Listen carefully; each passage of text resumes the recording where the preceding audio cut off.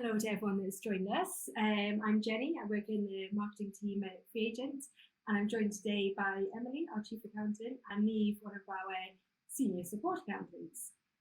So we'll be here for the next half hour or so to answer any questions you have about using FreeAgent to manage your business accounts. So if you do have any questions at all, just pop them in the comments section and we'll do our best to answer them. So any questions, we say this every time, but no such things as silly questions. So, if you've just been wondering how do I do that in FreeAgent, or what does that mean, then just ask away. I know we had some. Oh yes, we had a question earlier on from Jason, who. So I'll start with this one. Who was asking, is there a facility to record intangible assets, or is there already one? Okay, so up to you. Would you like to answer that, or shall I? You go ahead. Okay, fair enough. Go fight with the question, lady. So an intangible asset, in other words, an asset that you can't see, can't touch, but it's still there and adding value, something like a brand you might have invested in. Is there a way to record it in FreeAgent? Yes, there is. You can set up a new asset type under settings and accounting categories. And then you can use that to record your intangible asset and keep it separate. In terms of whether you do or don't want it to amortize, there is a way to record a capital asset that doesn't depreciate. And I'm hoping that Chloe, who is working on sharing knowledge base links, will be able to share that. She says yes, which is fantastic. So if you want the asset to amortize, then you just follow the normal process for adding the asset once you've set up the new asset type. If you don't want it to amortize, then, as I say, you need to follow the steps in the article that Chloe is going to share about how to record an asset that doesn't depreciate. It's the same process. Neve, is there anything you'd add to that? No, not at all. No. Okay, good to know. Thank you so much. Thank you. Oh, thank you, Chloe. You just shared that. Yes. Yeah. And so we just got a lovely comment from Marcella. Apologies if I've said your name wrong, but you just said no questions for me, but just to say that you offer the best support team out there, helps our business deal with issues promptly instead of having to wait for answers. Thank you. So that's awesome. That is lovely. Shout out to our lovely support team. Thank you very much. So thank you so much. I've also got some questions here that I believe you frequently get asked in the support team. So I thought we need to, while we're waiting for, if anyone else has any other questions, please do just pop them in the comments and we will answer them. One question I know you get asked quite a bit is how can I quickly explain my bank transactions in FreeAgent? Well, we've just not that long released the option to explain transactions in bulk. I think you know more about that than I do, because you'll be dealing with it on a day-to-day basis. Yeah, absolutely. So if you have a lot of bank transactions coming in, especially those that are, the same categories, there's a little tick box to the left of your banking section, left of the transactions. And when you can take multiple at the same time, you'll see another box appear on the top right of your screen that will allow you to explain them all to the same category at the same time. Brilliant. And as well, of course, the mobile app. Yes. Which is a great way to explain your bank transactions quickly, so you can download that if you haven't already. Yep, I totally agree. Available on iOS and Android as well. Yes, indeed. Thank you so much, Neve. Another question, which particularly in the past couple of years, or past few years now, is been asked a lot, is how do I claim working from home expenses in FreeAgent? So that would depend on whether you have actually paid for those expenses from your business bank account or out of your own back pocket, wouldn't it? Absolutely. It's two different processes. Yes, it is. So do you want to say one and I'll say the other? Yes. So if you pay if you're a sole trader and you pay for your electricity and everything from your personal bank account, you may want to claim the flat rate that HMRC allow. And to do that, you create an out-of-pocket expense. So that will be under the My Money tab at the top menu bar along the top of your screen. And if you don't see My Money, you will see the word expenses instead. Yes, indeed. And when you create that, you'll see that there is a default category created already called use of home that you can use. Yes, exactly. So that, as Neve quite rightly says, allows you to include use of home expenses if you've paid for it personally. If, on the other hand, the bills are going out of your business bank account, then what you'd need to do is you'd need to work out how much of the payment for example, your electricity bill is for your business and how much is not. And you need to split that. The business part would go to use of home, as Neve describes, and the non-business part would go to drawings. Look for money paid to user in the type when you're explaining drawings. That is something that people do get confused with, isn't it, Neve? Yes. And if you're not sure how much you can claim, Em has created lovely docs that Chloe will share for you on how to calculate how much you can claim if you're a director or if you're a sole trader.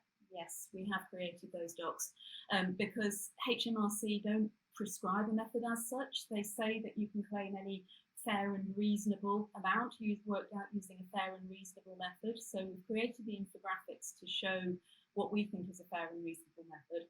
If you're in any doubt, do talk to your accountant.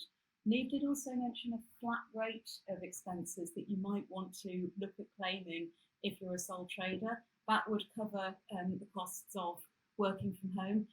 The amount of how much that is listed on the HMRC website. I think it's also mentioned on the infographic that Chloe is going to share.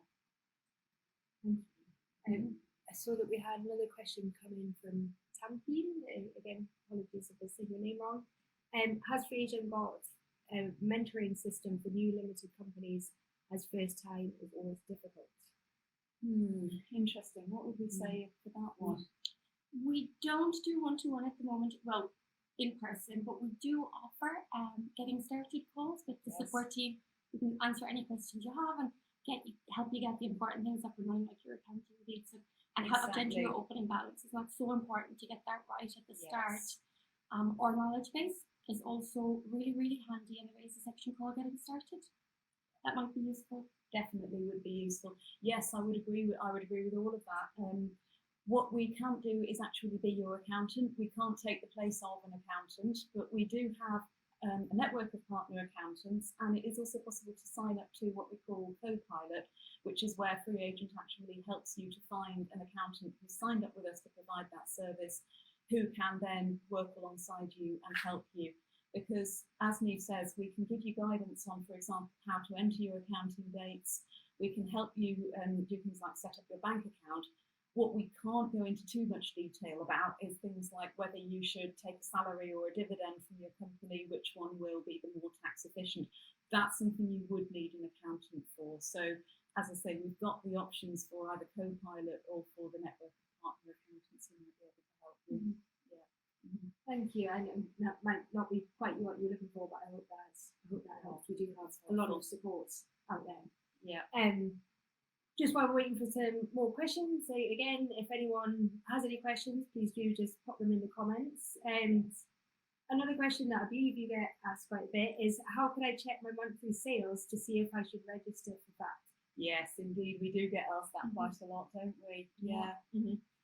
But there's a really handy report that you can check to see. So if you go to accounting and reports and go to the profit and loss account, you can filter that by whatever dates you want to look at. So you can look back a rolling 12 months to see if you should register. When you're looking at registering, remember though that it's your VATable sales you're looking at. So any sales that you would have to charge VAT on were you registered, that's what VATable sales are. So anything that you would sell that would be exempt from VAT, things like financial services, postal services, some forms of medical care, do check to see whether those would be exempt from VAT before you register, because if you're making wholly exempt sales, you actually can't register for VAT. So do think on that. Is there anything you'd add to that, Neve? No, definitely the profit and loss and choosing the monthly option along the top, the different time periods is really, really helpful for people to keep an eye on that. You're right. Yes, you're right. When you do go to the P&L, make sure that you look for the monthly option rather than the annual. Thank you. And what do you say to people when they ask, I paid for a personal cost with my business card, how should I explain that bank transaction in FreeAgent? Okay. What we say would be sort of, a bit like when I explained about if you've paid for business use of home from your business bank account, but part of it was actually private. What you need to do is you need to explain that personal cost. If you're a sole trader, it would be money paid to use the drawings. If you are the director of a limited company, it would be money paid to use a direct loan account. What you can also do in FreeAgent is to set up your bank account as personal. So that's quite helpful if you're a sole trader running your business through a bank account that you also use for things like household spending. If your business is a limited company, do not set a personal bank account in your company's accounts, because personal is your money and what you want to look after is the company's. They're two separate legal entities. You need to keep them separate. But if you're a sole trader and you're running your business through a personal bank account, you can actually untick a box in FreeAgent, can't you? Actually, you can tick a box. You can tick a box. Tick a I box, beg your just pardon. say. It's tick, not untick. Quite To right. say this is a personal bank account, but you can't mess up once you're adding a new bank account. It's right there's, where you say this is a personal bank account. Exactly. That's great. But if you are a director of a limited company and by accident used your business card for a personal expense, you'd want to be careful there, because you want to make sure that you explain that as money paid to user and choose the director's loan category there to keep that away from your business accounts. Absolutely right, because you can't use it to reduce the amount of profit the company pays tax on, can you? No. So you want to make absolutely sure to keep that out. That's a good point. And just to say as well, if you have any questions about anything that's been said, feel free to butt in, add a comment, and if we need to explain anything further, or if it's what other questions, just let us know. Any questions at all? Please do. While we're all here, just let us know.